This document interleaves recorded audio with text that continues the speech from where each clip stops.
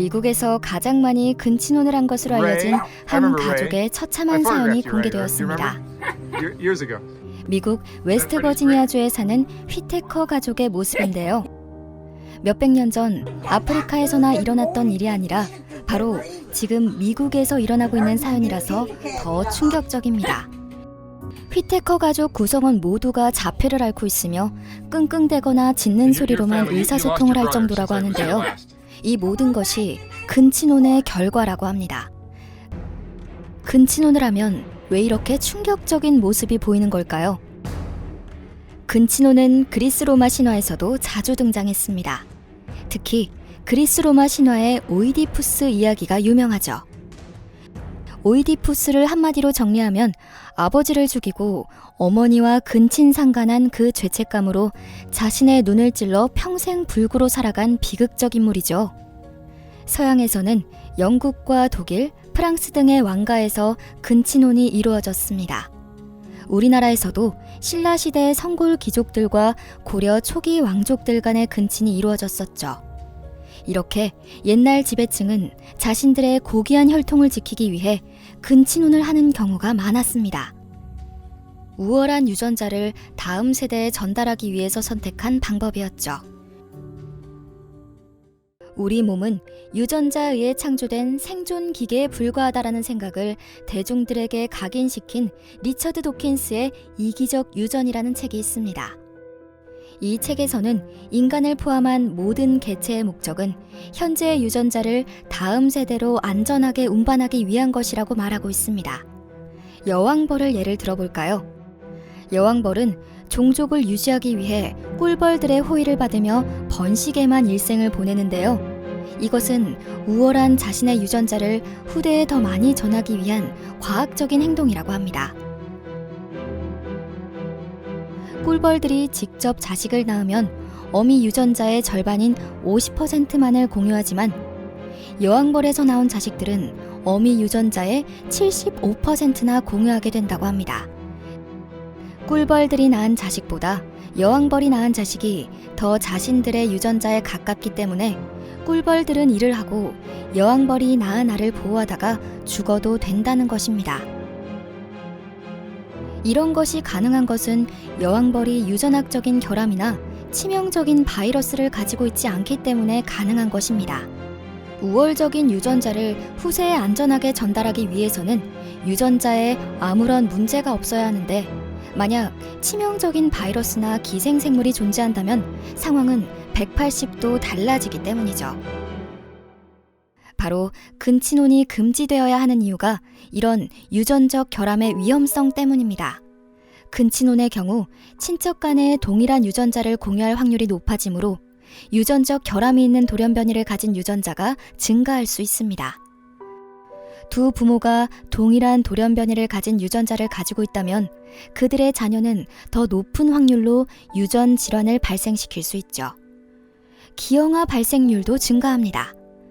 또 유전자의 다양성이 줄어들어 면역력이 감소되어 감염성 질환에 대해서도 저항력이 떨어지게 되는 것이죠. 만약에 근친혼만으로 대를 이어가고 유전병이나 기생생물이 존재한다면 답은 뻔합니다. 그 친족은 멸절을 맞이하게 될 것입니다. 그 대표적인 예가 고대 이집트의 프톨레마이오스 왕조와 스페인의 합스부르크 왕조입니다. 고대 이집트의 프톨레마이오스 왕조에서는 왕족 내에서의 결혼을 통해 권력과 지위를 유지하고자 했습니다. 프톨레마이오스 왕조의 두 번째 군주인 프톨레마이오스 2세인 필라델피아는 그의 친누나이자 왕비였던 아르시노의 2세와 결혼을 했습니다. 즉, 아버지의 아내이자 자신에게는 누나와 결혼을 한 것이죠. 프톨레마이오스 왕조는 권력과 부를 가족 내에서 보존하려는 목적과 왕가의 순수한 피를 지키기 위한 이유로 지속적으로 근친혼이 이루어졌는데 이러한 이유로 유전적 결함이 축적되어 계속된 낙태를 겪었고 자손을 낳는다고 해도 신체적 및 정신적 발육장애가 발생되면서 프톨레마이오스 왕조는 내부에서부터 어려움을 겪게 되었습니다. 결국 300년을 유지하다가 로마의 침입으로 종말을 맞이하게 된 것입니다. 그리고 스페인의 합스부르크 왕조인데요. 오스트리아 왕실을 600년 가까이 지배한 합스부르크 왕가는 넓은 제국을 유지하기 위해 전략적으로 근친혼을 하였는데 이러한 이유 때문에 기억 유전자가 유전되었습니다. 합스부르크 왕가의 초상화를 보면 공통적으로 나타나는 것이 있는데 바로 주걱턱입니다. 이 주걱턱은 왕조를 거듭할수록 더 심해지는 것을 볼 수 있는데요. 결국 왕조가 끊기기 마지막 왕자는 제대로 먹지도 못하고 씻지도 못했다고 합니다. 합스부르크 왕국은 결국 외세의 침략이 아닌 스스로 대를 잇지 못해 무너지고 말았습니다. 이처럼 역사적으로 많은 왕조들과 가문들이 근친혼으로 인해 쇠퇴하거나 멸망했습니다. 한국에서는 사촌 간의 결혼은 혼인 무효 사유에 해당하지만 일부 나라에서는 사촌 간 결혼이 허용되기도 합니다. 이번에 세계적인 관심을 일으킨 미국 웨스트버지니아주는 사촌 간의 결혼이 합법적인 지역이죠. 미국 웨스트버지니아주 오드에 사는 휘테커 가족은 수십 년 전부터 근친혼으로 대를 이어오고 있는데 이들 가족의 모습이 스릴러 영화에서나 볼 수 있는 모습을 하고 있어서 충격을 준 것입니다. 가족 일부는 말 대신 끙끙대거나 짖는 소리로만 의사소통을 할 수 있었고 사람들이 말을 걸면 도망가기도 했죠.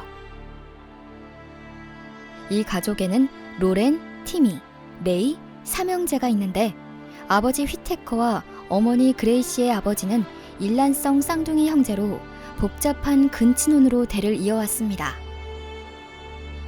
사촌이자 조부모를 공유한 휘테커와 그레이시는 1935년에 결혼해 15명의 자녀를 낳았고 이 중 2명이 세상을 떠났고 다수가 장애를 가지고 있습니다. 수십 년에 걸친 근친혼으로 휘테커 가족은 유전병을 앓게 됐고 이로 인해 정신적, 신체적 결함이 생긴 것이죠. 휘테커 씨의 사연은 근친혼이 가져오는 심각한 부작용을 우리들에게 명확하게 보여주고 있습니다. 근친혼의 금지는 유전적인 비극을 피하고 사회와 문화적인 균형을 찾기 위한 세계 각국의 지혜와 노력의 산물입니다. 우리 모두가 사랑하는 사람을 찾는 과정을 통해 이 세상 곳곳에 사랑과 행복을 전하고 끝없는 희망을 불러일으키는 것이죠. 이것은 인간의 건강한 발전과 진화를 돕기 위한 신의 지혜로운 계획이고 인간 스스로가 더 나은 세상을 창조하며 더 나은 인간관계와 사회를 이루어 나가는 원동력이 될 것입니다.